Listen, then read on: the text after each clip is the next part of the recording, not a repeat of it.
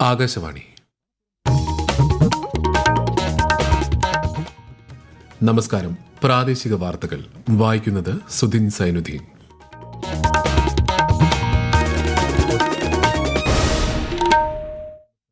പ്രധാന വാർത്തകൾ.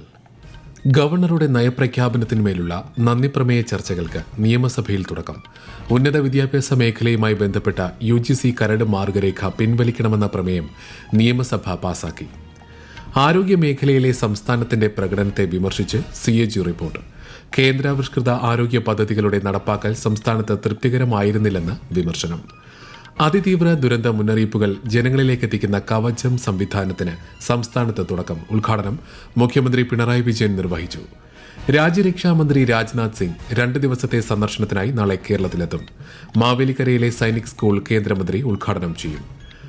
RMS ഓഫീസുകൾ അടച്ചുപൂട്ടാനുള്ള തീരുമാനത്തിനെതിരെ മുഖ്യമന്ത്രി പിണറായി വിജയൻ കേന്ദ്ര സർക്കാരിന് കത്തയച്ചു. സംസ്ഥാനത്ത് ഇന്നും നാളെയും താപനില 3 ഡിഗ്രി സെൽഷ്യസ് വരെ ഉയരാൻ സാധ്യതയെന്ന് കാലാവസ്ഥാ മുന്നറിയിപ്പ്. വാർത്തകൾ വിശദമായി. ഗവർണറുടെ നയപ്രഖ്യാപനത്തിന്മേലുള്ള നന്ദിപ്രമേയ ചർച്ചകൾ നിയമസഭയിൽ ഇന്ന് നടന്നു. ഭരണപക്ഷത്തു നിന്നും TP രാമകൃഷ്ണനാണ് പ്രമേയം അവതരിപ്പിച്ചത്. വർത്തമാന പ്രശ്നങ്ങളെ മറികടക്കാൻ സംസ്ഥാന സർക്കാർ നടപ്പാക്കിയ ഇടപെടലുകളുടെ നേർരേഖയാണ് നയപ്രഖ്യാപനമെന്ന് അദ്ദേഹം ചൂണ്ടിക്കാട്ടി. സംസ്ഥാന സർക്കാരിന്റെ മദ്യനയം, പൊതുകടം തുടങ്ങി വിവിധ വിഷയങ്ങളിൽ അതിരൂക്ഷ വിമർശനം ഉന്നയിച്ചുകൊണ്ടാണ് പ്രതിപക്ഷം ചർച്ചയിൽ പങ്കെടുത്തത്. AC Moideen, Thiruvanchoor Radhakrishnan, E Chandrasekharan, N Shamsuddin ഉൾപ്പെടെയുള്ള അംഗങ്ങൾ ഇടതുപക്ഷത്തു നിന്നുമായി ചർച്ചയിൽ പങ്കെടുത്തു. നന്ദി പ്രമേയത്തിന്മേലുള്ള ചർച്ചകൾ സഭയിൽ നാളെയും തുടരും.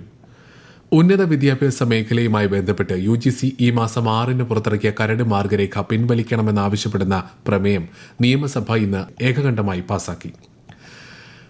കരട് മാർഗരേഖ ഫെഡറൽ സംവിധാനത്തിനും ജനാധിപത്യത്തിനും എതിരാണെന്ന് പ്രമേയം അവതരിപ്പിച്ചുകൊണ്ട് മുഖ്യമന്ത്രി പിണറായി വിജയൻ പറഞ്ഞു. കൂത്താട്ടുകുളം നഗരസഭയിൽ LDFന്റെ വനിതാ കൌൺസിലറെ തട്ടിക്കൊണ്ടുപോയ സംഭവത്തിൽ പ്രതിപക്ഷ ബഹളത്തിനും നിയമസഭ ഇന്ന് സാക്ഷ്യം വഹിച്ചു. സംഭവം ജനാധിപത്യത്തിനേറ്റ ഏറ്റവും വലിയ കളങ്കമാണെന്ന് പ്രതിപക്ഷവും കുറ്റക്കാർക്കെതിരെ ശക്തമായ നടപടി സ്വീകരിക്കുമെന്ന് മുഖ്യമന്ത്രിയും സഭയിൽ വ്യക്തമാക്കി.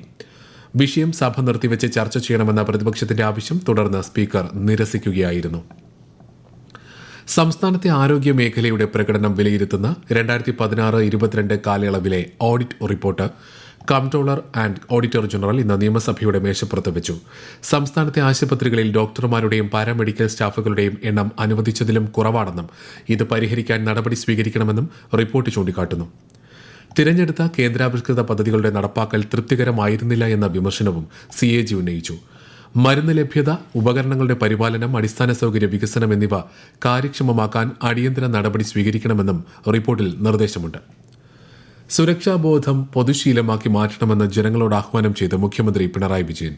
കേരളത്തിലെ സങ്കീർണമായ ഭൂപ്രകൃതിയും കാലാവസ്ഥാ വ്യതിയാനവും പ്രകൃതി ദുരന്തങ്ങളുടെ സാധ്യത വർദ്ധിപ്പിക്കുന്നതായും മുഖ്യമന്ത്രി പറഞ്ഞു.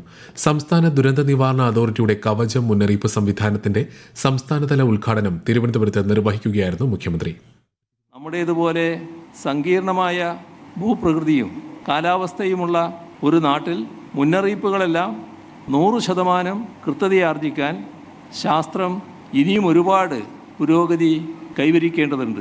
ശാസ്ത്ര സാങ്കേതിക വിദ്യയുടെ പരിമിതികളെ കൂടി മനസ്സിലാക്കിക്കൊണ്ട് ജനങ്ങളെ ബോധവൽക്കരിക്കാനും ദുരന്ത നിവാരണ സംവിധാനങ്ങളിൽ ജനങ്ങൾക്കുള്ള വിശ്വാസം വർദ്ധിപ്പിക്കാനും വേണ്ട ക്യാമ്പയിനുകൾ ഉത്തരവാദിത്ത ബോധത്തോടെ മാധ്യമങ്ങളും പൊതുപ്രവർത്തകരും സംഘടനകളും ഏറ്റെടുക്കണം.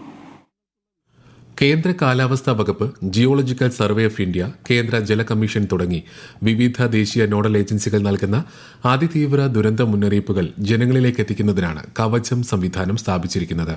സംസ്ഥാനത്തെ വിവിധ സ്ഥലങ്ങളിൽ സ്ഥാപിച്ചിട്ടുള്ള 91 സൈറണുകളും ഇതോടനുബന്ധിച്ച് പ്രവർത്തിപ്പിച്ചു.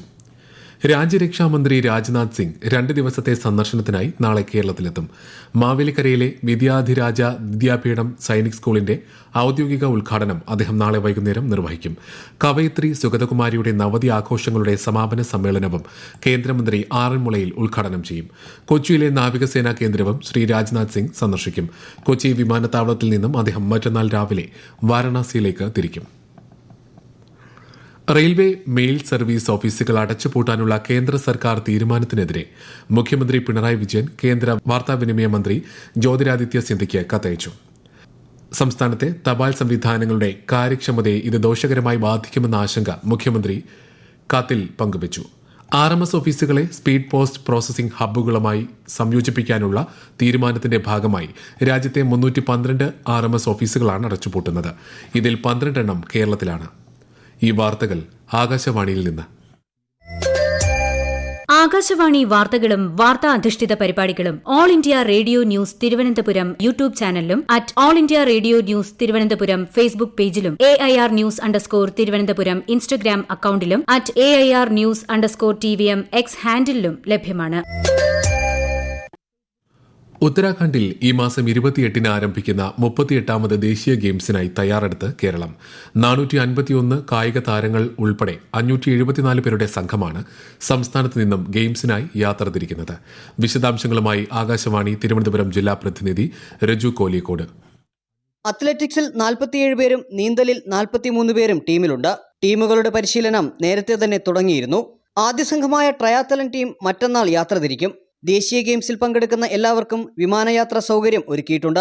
സ്പോർട്സ് കൗൺസിലിന്റെ അംഗീകാരമില്ലാത്ത കായിക ഇനങ്ങളിലെ ടീമുകളെയും ഇത്തവണ പങ്കെടുപ്പിക്കും. വനിതാ ടീമുകൾക്കൊപ്പം വനിതാ മാനേജർമാരും ഉണ്ടാകും. താരങ്ങൾക്ക് സഹായധനമായി സർക്കാർ 2000 രൂപ വീതം നൽകും. മെഡൽ നേടുന്നവർക്ക് ഉചിതമായ പാരിതോഷികവും നൽകും.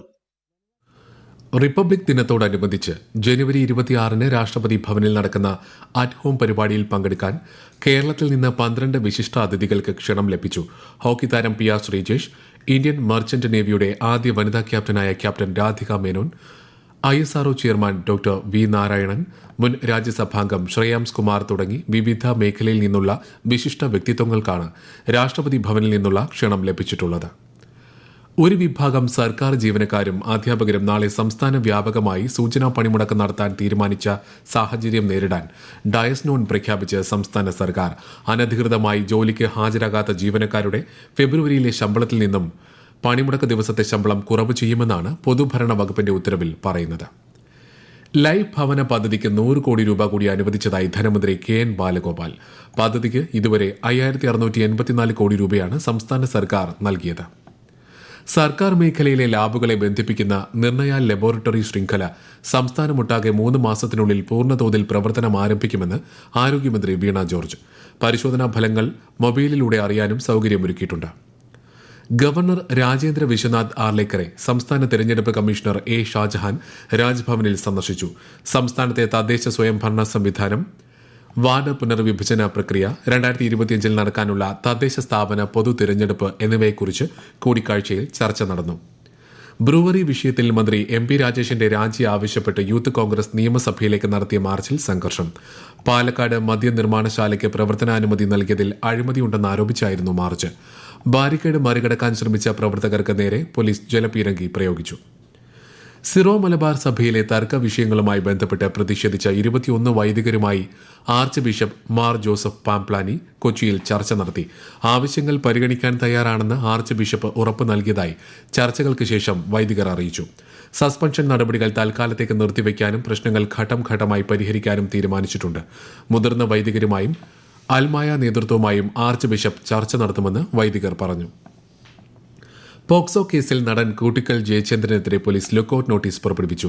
4 വയസ്സുകാരിയെ പീഡിപ്പിച്ചെന്ന പരാതിയിൽ കോഴിക്കോട് കസബ പോലീസ് രജിസ്റ്റർ ചെയ്ത കേസിലാണ് നടപടി. ജയചന്ദ്രന്റെ മുൻകൂർ ജാമ്യാപേക്ഷ ഹൈക്കോടതി തള്ളിയിരുന്നു. സംസ്ഥാനത്ത് ഇന്നും നാളെയും ഒറ്റപ്പെട്ടയിടങ്ങളിൽ സാധാരണയേക്കാൾ 2 മുതൽ 3 ഡിഗ്രി സെൽഷ്യസ് വരെ താപനില ഉയരാൻ സാധ്യതയെന്ന് കേന്ദ്ര കാലാവസ്ഥാ വകുപ്പ്. ഉയർന്ന താപനിലയും ഈർപ്പമുള്ള വായുവും കാരണം ചൂടും അസ്വസ്ഥതയുമുള്ള കാലാവസ്ഥയ്ക്കും സാധ്യതയുണ്ട്. സൂര്യാതപം, നിർജ്ജലീകരണം തുടങ്ങിയവയ്ക്ക് സാധ്യതയുള്ളതിനാൽ പൊതുജനങ്ങൾ ജാഗ്രത പാലിക്കണം. രാജ്യത്തെ ഓഹരി വിപണികളിൽ നഷ്ടം. സെൻസെക്സ് 1235 പോയിന്റ് നഷ്ടത്തിൽ 75838-ലും നിഫ്റ്റി 320 പോയിന്റ് നഷ്ടത്തിൽ 23025-ലും വ്യാപാരം അവസാനിപ്പിച്ചു. പ്രധാന വാർത്തകൾ വീണ്ടും. ഗവർണറുടെ നയപ്രഖ്യാപനത്തിന്മേലുള്ള നന്ദി പ്രമേയ ചർച്ചകൾക്ക് നിയമസഭയിൽ തുടക്കം. ഉന്നത വിദ്യാഭ്യാസ മേഖലയുമായി ബന്ധപ്പെട്ട UGC കരട് മാർഗരേഖ പിൻവലിക്കണമെന്ന പ്രമേയം നിയമസഭ പാസാക്കി. ആരോഗ്യ മേഖലയിലെ സംസ്ഥാനത്തിന്റെ പ്രകടനത്തെ വിമർശിച്ച് CAG റിപ്പോർട്ട്. കേന്ദ്രാവിഷ്കൃത ആരോഗ്യ പദ്ധതികളുടെ നടപ്പാക്കൽ സംസ്ഥാനത്ത് തൃപ്തികരമായിരുന്നില്ലെന്ന് വിമർശനം. അതിതീവ്ര ദുരന്ത മുന്നറിയിപ്പുകൾ ജനങ്ങളിലേക്ക് എത്തിക്കുന്ന കവചം സംവിധാനത്തിന് സംസ്ഥാനത്ത് തുടക്കം. ഉദ്ഘാടനം മുഖ്യമന്ത്രി പിണറായി വിജയൻ നിർവഹിച്ചു. രാജ്യരക്ഷാമന്ത്രി രാജ്നാഥ് സിംഗ് 2 ദിവസത്തെ സന്ദർശനത്തിനായി നാളെ കേരളത്തിലെത്തും. മാവേലിക്കരയിലെ സൈനിക് സ്കൂൾ കേന്ദ്രമന്ത്രി ഉദ്ഘാടനം ചെയ്യും. RMS ഓഫീസുകൾ അടച്ചുപൂട്ടാനുള്ള തീരുമാനത്തിനെതിരെ മുഖ്യമന്ത്രി പിണറായി വിജയൻ കേന്ദ്ര സർക്കാരിന് കത്തയച്ചു. സംസ്ഥാനത്ത് ഇന്നും നാളെയും താപനില 3 ഡിഗ്രി സെൽഷ്യസ് വരെ ഉയരാൻ സാധ്യതയെന്ന് കാലാവസ്ഥാ മുന്നറിയിപ്പ്. പ്രാദേശിക വാർത്തകൾ കഴിഞ്ഞു. അടുത്ത വാർത്താ പ്രക്ഷേപണം രാത്രി 7:25.